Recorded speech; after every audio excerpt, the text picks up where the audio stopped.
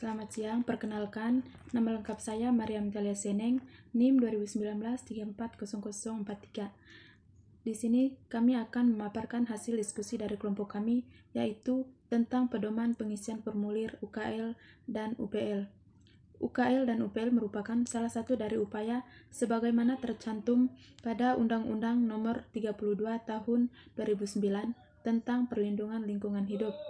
Disebutlah bahwa setiap usaha atau kegiatan yang tidak termasuk dalam kriteria wajib AMDAL dan wajib memiliki UKL dan UPL.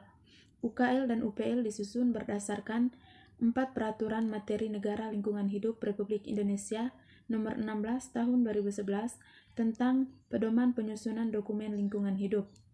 UKL merupakan upaya pengelolaan lingkungan hidup, sedangkan UPL merupakan upaya pemantauan. Sebagaimana pada AMDAL, dokumen UKL dan UPL berfungsi sebagai pedoman lingkungan hidup dalam suatu kegiatan.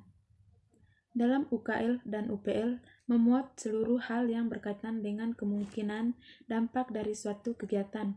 Dokumen UKL dan UPL akan diikat secara legal dalam izin lingkungan, di mana UKL dan UPL ini memiliki hukum tetap dan wajib dilakukan dalam semua kegiatan. Terima kasih atas waktu dan kesempatan yang diberikan kepada saya. Saya atas nama Kandida Jutamoni, NIM 2019-340046 ingin menjelaskan materi lanjutan, yaitu dampak lingkungan yang ditimbulkan dan upaya pengelolaan lingkungan hidup serta standar pengelolaan dan pemantauan lingkungan hidup. Bagian ini terdiri atas tabel dan matriks yang dicantumkan sebagai berikut. 1. Dampak lingkungan yang ditimbulkan dan rencana usaha atau kegiatan. Ini terdiri atas 3, yaitu 1a. Sumber dampak, B. Jenis dampak, C. Besaran dampak yang ditimbulkan. Yang kedua, standar pengelolaan lingkungan hidup. Ini terdiri atas 3, yaitu A. Standar pengelolaan lingkungan hidup. 2. Lokasi pengelolaan lingkungan hidup. 3. Periode pengelolaan lingkungan hidup. Terima kasih atas waktu dan kesempatannya. Pertama-tama, perkenalkan nama lengkap saya Benyamin Piradawa, NIM 2018-340010. Di sini saya akan menjelaskan tentang Peraturan Pemerintahan Republik Indonesia Nomor 22 Tahun 2021 tentang penyelenggaraan perlindungan dan pengelolaan lingkungan hidup. Di sini saya akan menjelaskan yaitu standar pemerintah lingkungan hidup, yaitu terdiri atas 3 subkolom yang berisi informasi. Yang pertama, standar pemantauan lingkungan hidup diisi dengan informasi mengenai cara atau metode.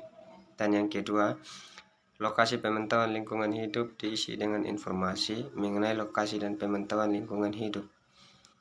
Yang ketiga, periode lingkungan hidup diisi mengenai waktu periode dilakukan pemantauan lingkungan hidup yang direncanakan.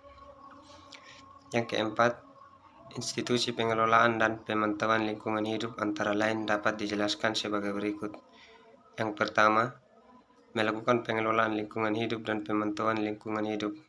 Yang kedua, melakukan pengawasan atas pelaksanaan pengelolaan lingkungan hidup dan pengamatan lingkungan hidup.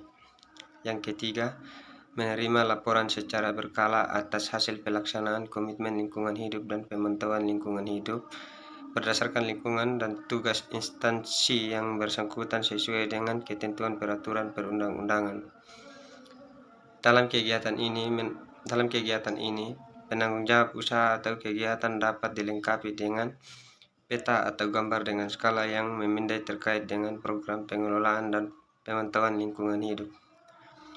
Mungkin itu saja penjelasan dari kami. Terima kasih.